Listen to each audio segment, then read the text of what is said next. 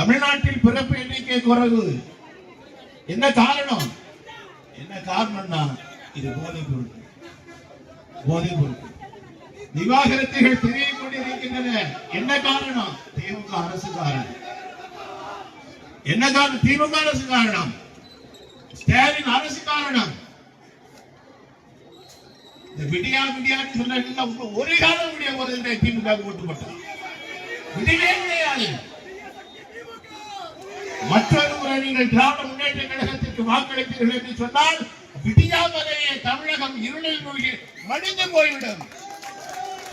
அப்படிப்பட்ட கேவலமான ஒரு நிலைமை நம்முடைய தமிழகத்திற்கு, நம்முடைய தமிழ் மண்ணுக்கு, நம்முடைய தமிழ் சொந்தங்களுக்கு தேவை என்பதை நீங்கள் உணர்ந்து பாருங்கள். நீங்கள் உணர்ந்து பாருங்கள்.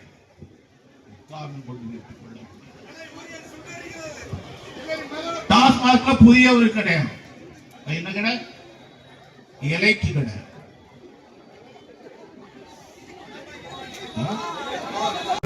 அப்படின்பா. திமுக எல்லாருக்கும் பார் கொடுக்குது. அங்க உடம்ப டெவலப் பண்றதுக்காக பார் கேட்கிறான். இந்த கேடு கெட்ட திராவிட முன்னேற்ற கழகத்தினுடைய அரசாங்கம் எல்லாருக்கும் பார் வச்சு கொடுத்து எலைட் பார். நீ சாதாரணமா பைசா கொடுத்துட்டு போக கூடாது. நீ எவ்வளவு பணம் கொண்டு வரையோ சப்பாத்தி எவ்வளவு அவ்வளவுமே ஒரே நேரத்தில் அடிச்சுட்டு போயிடணும். நம்ம மாவட்டத்தில் இருக்கக்கூடிய இறைப்பார் யாரெல்லாம் திருமணம் நடத்துறாங்க அரசாங்கம் பட்டியல் வெளியிட்டோம். எல்லாரும் இங்க வர ஆரம்பிச்சாச்சு. எல்லாரும் இங்க வர ஆரம்பிச்சாச்சு. கலந்து கொண்டோம் போய்விட்டோம் என்று இல்லாமல் இது ஒரு துவக்கம். இது ஒரு துவக்கம். தேர்தல் என்னைக்கு வருது? 23. இந்த 23ஆம் தேதி மாலையில தேர்தல் முடியும் வரைக்கும் நான் கண் துஞ்ச மாட்டேன். கண்ணை அடைச்சு கூட பார்க்க மாட்டேன். ஏன் கண்ணை அடைச்சு கூட பார்க்க கூடாது? கண்ணை அடைச்சு பார்த்தாலே அடிச்சுட்டு போய் பார்த்து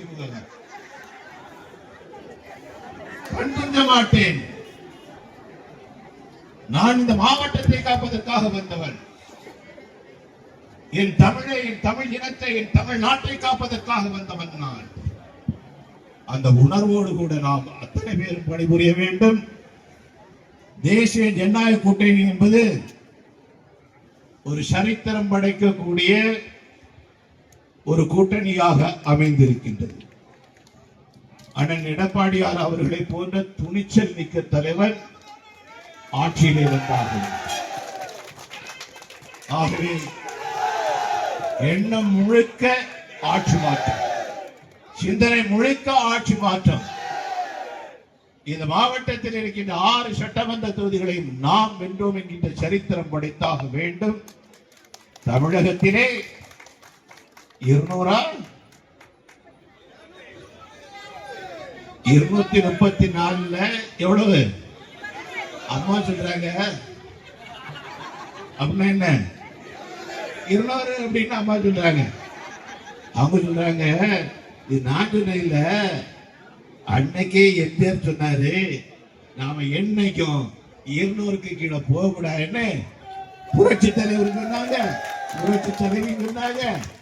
இன்னைக்கு அன்னைக்கு 200, இன்னைக்கு 200, என்னைக்கும் 200 வெல்வோம் என்று